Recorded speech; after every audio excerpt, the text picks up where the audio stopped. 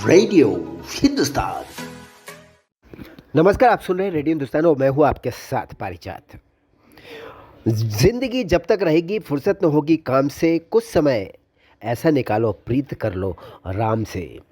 जी हाँ, जिंदगी का मतलब है व्यस्तता। आज के तारीख में ये बात सच है। आपको सोचना पड़ता है कि मरने के लिए टाइम कहाँ से लाऊं। जी हाँ, ज़िंदगी इस तरह की ज़िंदगी हो गई, इतनी भागा-दौड़ी, आपाधापी और व्यस्तता वाली कि आपको लगता है कि साला जीने के लिए तो टाइम कम है, मरने का टाइम कहाँ से लाऊँ? साँस लेते हो, खाते हो, पीते हो, हर अगले लम्हे में जीते हो लेकिन ज़िंदगी को नहीं जीते। बड़ी परेशानी। कोई बात नहीं, ज़िंदगी को कैसे जिए इस पर मैं अलग से एक पोस्ट बना लूँगा, लेकिन पहले ये बताना चाहता हूँ आपसे इस सवाल के माध्यम से कि ये बताइए, इस ज़िंदगी की आपाधापी में, इस व्यस्तता में समय आप कैसे निकालते हैं? बड़ा मुश्किल है ना, लेकिन निकालना पड़ेगा। याद रखिए, समय निकालना ही पड़ेगा, चाहे आप कितने भी व्यस्त रहें। किन के लिए निकालना पड़ेगा जल्दी से बता देता हूँ। सबसे पहले निकालना पड़ेगा अपने लिए। सबसे पहले निकालना पड़ेगा अपने लिए। अगर आप अपने लिए समय नहीं निकालेंगे, ज़िंदगी आपके हाथ से निकल जाएगी। अपने लिए समय निकालने का मतलब आपकी जो ज़रूरतें हैं, बेसिक आवश्यकताएँ हैं, मिनिमम बेयर नीड्स जो हैं आपकी, जैसे कि हेल्थ, खाना पीना, सोना जगना, सही टाइम पर खुश रहना, मुस्कुराना, सिर पर तनाव दबाव न लेना, डायबिटीज़, बीपी, कोलेस्ट्रॉल हो तो उसकी दवाई सही टाइम पर खाना, इसको कहते हैं फुर्सत में से समय निकालना अपने लिए। सबसे पहले ज़रूरी है, निकालना ही पड़ेगा, भले ही कितने भी व्यस्त हों। कोई मतलब नहीं है ऐसी ज़िंदगी से जो ज़िंदगी ज़िंदगी ना हो, ज़िंदगी के नाम पे सिर्फ़ एक धोखा हो। आप ही ना जिएँगे तो ज़िंदगी कहाँ से जिएगी आपकी। दूसरा जो ज़रूरी वक़्त है, चाहे कितने भी आप बिज़ी हो, मसरूफ़ हो, दूसरा वक़्त जो ज़िंदगी की व्यस्तता में आपको निकालना होगा वो है आपका परिवार। उसके लिए अपनी बीवी से पूछिए उसको क्या ज़रूरी है, उसको क्या ज़रूरत है, उसको क्या चाहिए। कोशिश कीजिए उसके लिए वक़्त निकालने की, थोड़ा प्यार दीजिए, थोड़ा घुमाइए फिराइए। जो उसकी पसंद की चीज़ें हैं, अगर आपके पास में वास्तव में आर्थिक साधन है, क्षमता है, तो वो भी उसे खरीद कर ला दीजिए, उसे ले जाइए, शॉपिंग कराइए, फ़िल्म दिखाइए, घुमाने ले जाइए, ताकि ज़िंदगी में मिनिमम एक रिक्वायरमेंट, एक वाइफ़ की जो हस्बैंड से एक्सपेक्टेशन है वो पूरी हो जाए। उसी तरह से बच्चे, अगर आपके बच्चे हैं तो याद रखिए छोटे बच्चे की ज़रूरत ज़्यादा होती है उसको, और बड़े को प्यार की ज़रूरत ज़्यादा होती है। छोटा तो अपने आप ही लाडला होता है। प्यार और ज़रूरत दोनों का ध्यान देना होगा, दोनों बच्चों के लिए, दोनों तरह के बच्चों के लिए, यानी छोटों के लिए भी बड़ों के लिए भी। उसके लिए भी तो वक्त निकालना पड़ेगा। कितने भी बिज़ी हो जाए, बच्चों को क्या पता आप कितने बिज़ी हो, नहीं पता, और उन्हें पता होने की ज़रूरत भी नहीं है। आपको देखना है कि ज़िंदगी के इस आर्ट को आप कितना बेहतर तरीके से निभा सकते हैं।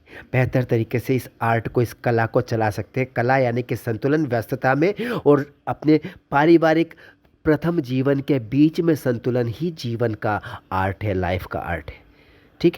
तीसरा, अगर आपकी शादी नहीं हुई तो ऑब्वियसली बच्चे भी नहीं हैं, बीवी भी नहीं है, आपकी जो प्रीतमा है उसके लिए वक्त निकालना पड़े। कितने भी बिजी हो आप, कितने भी बिजी हो, उसको आपका साथ चाहिए, आपका वक्त चाहिए। मैसेज कर दीजिए, फ़ोन कर लीजिए, ऑडियो मैसेज छोड़ दीजिए, हफ्ते में भले ही एक बार मिल लीजिए, घूमने फिरने जाइए, मूवी देख लीजिए, एक दूसरे का हाथ पकड़कर आंखों में आंखें डालकर प्यार से कह दीजिए आई लव यू।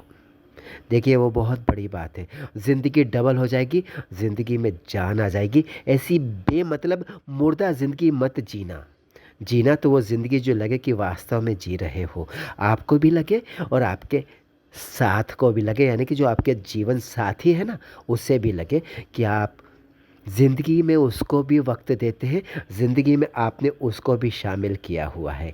ये तीन चीज़ें हो गई। चौथी चीज़, भले ही कितने बिज़ी हो जाओ, जो आपके लिए बहुत ज़रूरी है, जिनकी ज़रूरत आपको और जिनको आपकी ज़रूरत है, आपके माता पिता जो भगवान का रूप है, आपके घर में भगवान जी ने अपने आप को रखा है उनके रूप में। उनके आशीर्वाद लगेंगे, उनकी बताई हुई सलाहें आपके काम आएंगी, बहुत बचाएँगी आपको, उनके परामर्श आपके ज़िंदगी का रास्ता रोशन करेंगे। तो उन माँ-बाप के चरणों में बैठिए, उस चरणों में बैठने का समय निकालिए, उनकी सेवा का समय निकालिए, उनसे कुछ देर बात करने का वक़्त निकालिए। कितने भी भागते-दौड़ते ज़िंदगी के प्रतिनिधि बन जाओ आप, लेकिन उनके लिए, जिनके लिए आपके पास कितना भी चुका दो, कर्ज़ा हमेशा रहेगा आपके ऊपर।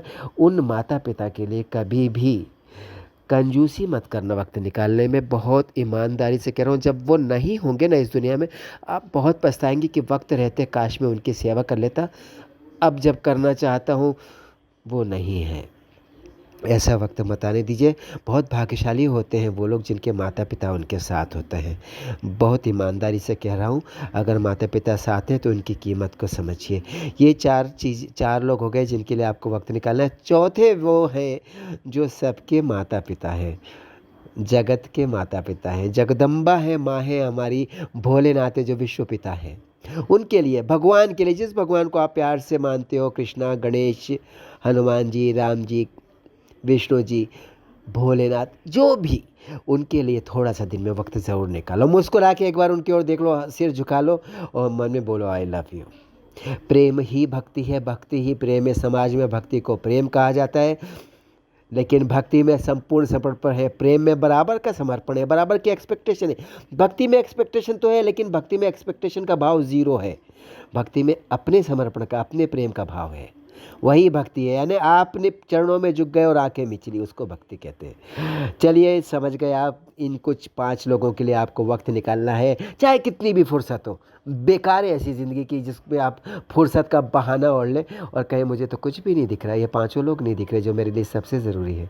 बहुत ज़रूरी है ना, क्योंकि नंबर 1 पर आप हैं।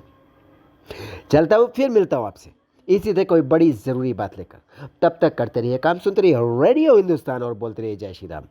पानी बचाइए, सबको सिखाइए, पेड़ लगाइए, सबको सिखाइए। राम राम। रेडियो हिंदुस्तान।